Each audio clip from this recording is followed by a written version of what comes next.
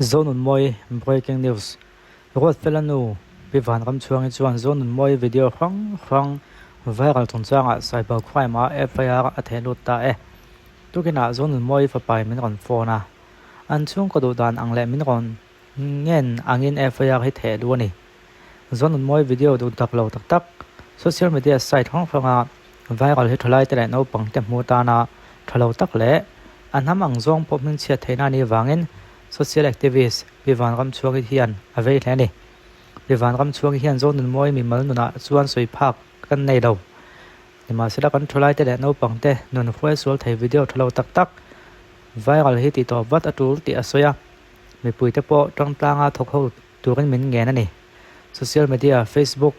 WhatsApp le YouTube lama hang video tu tak lo tak lo post train te point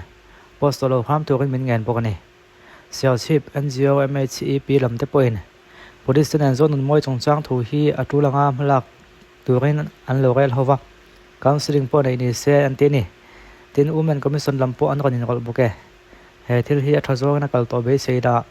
zone moi po in kong de ka zo theina ni tong trai sak angu tin ya FIR hi kan chik chuak ver khima to the cyber in to the office in charge sankina in the zia tu takin mo a format mo mal de ki an thaw me khia tan cyber crime police station Aizawl Mizoram false information report FIR kan ti photun kha kapu khwala tu tha te nan ti tur dan na phut angin kan khotlanga dan kala chet na thleng mek sun changa hetiang hian FIR te meng false information report zia king ka kon the du te zone moi dai do ro wana resident of Zobok lungle Mizoram chuan roswan lam kong kai tongkam le che zialan tirin video clip asiam thina hang video clip a te hian a private part thun khatte tilangin one star kan changdon te atia tin azu in lai te pholang thun bok ani tin hang video clip te ama ina siam ba ka hian YouTube bakten interview in tongkam bol lo le tlo tak a chak chuak thina ni hang te social media site hang na sa taka the da ania he thil kotlang na abi kin no pang le tholai lamang hon thlo tak nei thil ani wangin hetiam video siam le the da hi dan po na khap lat ani chu wangin zone moi le a video the dak tu te chunga dan anga mala kan ni theinan he FIR hi ka kon the du dan ni kon ti ya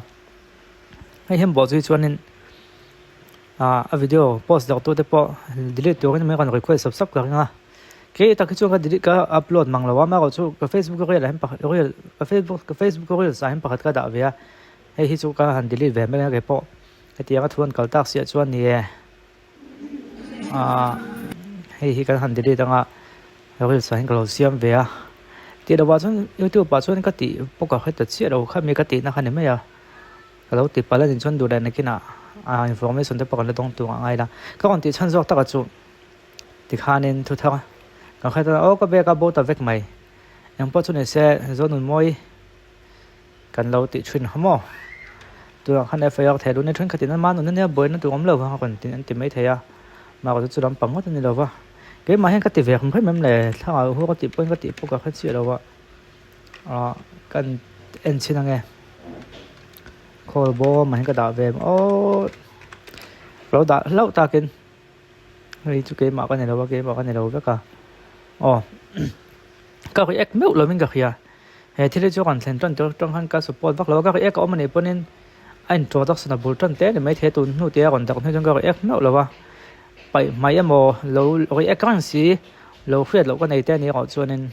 นี่กินถ้าได้เป็นอะไรนี่คือเสียเทงให้จุดติดต่อประธานนี่หัวเส้นครบไหมปีวันน้ำช่วยกันตีมั้งหัวเส้นครบไหมให้ตีงตีงมาตีดูตู้ให้ทานนี่ตีข้านี่ส่วนชวนให้ตีงให้เสร็จแล้วส่วนหัวทอนเท่าจอกเต้นปอยเราหัวไหมตีงให้ปอยเลี้ยมเราในตีขั้นทิ้งไว้ตัวเทลัดไหมchu wang chong kha tiang in tu ha adang ve tu ka kan ngai de ubok a